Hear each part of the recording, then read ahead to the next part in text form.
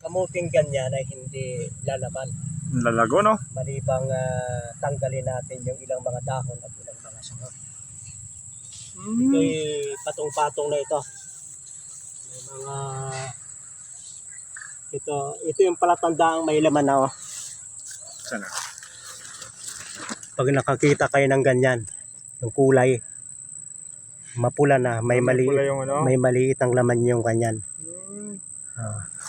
Kaya kagaya nito, may maliit ang laman yan. Ay ang problema ay pagkagayang kalago, yung dahon ang susuportahan niya. Maliit ang laman. Hindi lang, maliliit. Kaya dapat ay Bawasan. babawasan ninyo yan.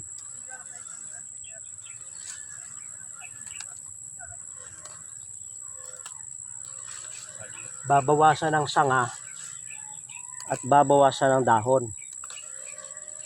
Gawa ng maghapon yung susuportahan yung dahon na yon para mapanatiling buhay. At para yan ay makontrol agad yung paglaki ng ilang araw, tatanggalin yung dulo. Dahil pag hindi nyo tinanggal yung dulong yon, Tuloy ang haba. tuloy ang haba niyan. Ang purpose ito ay hindi kubaba sapagkat ito'y pangkwan lang, Pampalaman. pang likuran lang ng bahay. Pag hinayaan nyo yan, haba ng haba yan, puro kabuti na yung inyong garden. Kaya kinakapon.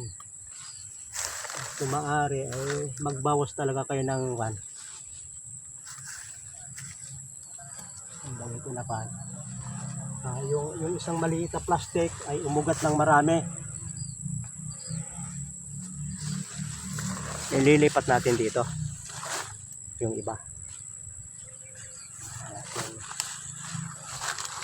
Ilagay na siya dito.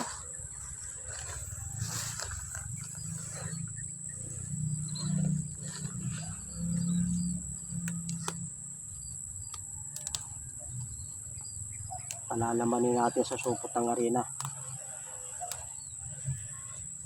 Bawas. Bawas. Bawas. Bawas.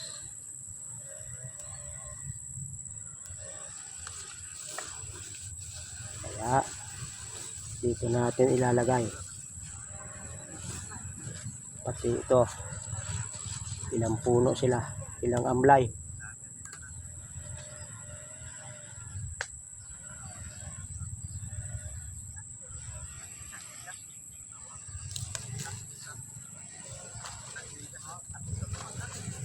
Okay.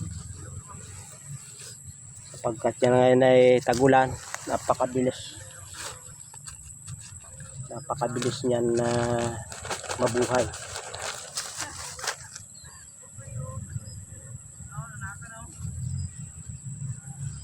Daling hukayin yan, oh. Nataktak mo lang yung ano.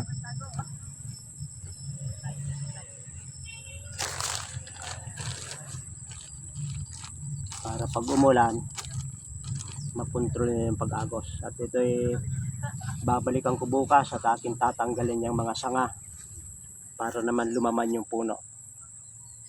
Kahit maluwang ang inyong kamutihan at ganyang kalago, dadalhin na ninyo ng jeep, akala ninyo ay lamang-laman, ay wala yung laman. Kakaunti ang laman ng maliliit sapagkat pumunta sa dahon. Ang kamuting sobrang lago ay hindi magandang senyales, hindi nakakatuwa. Maraming salamat sa inyong pagsubaybay sa Natural Wilderness, si Pastor Vito.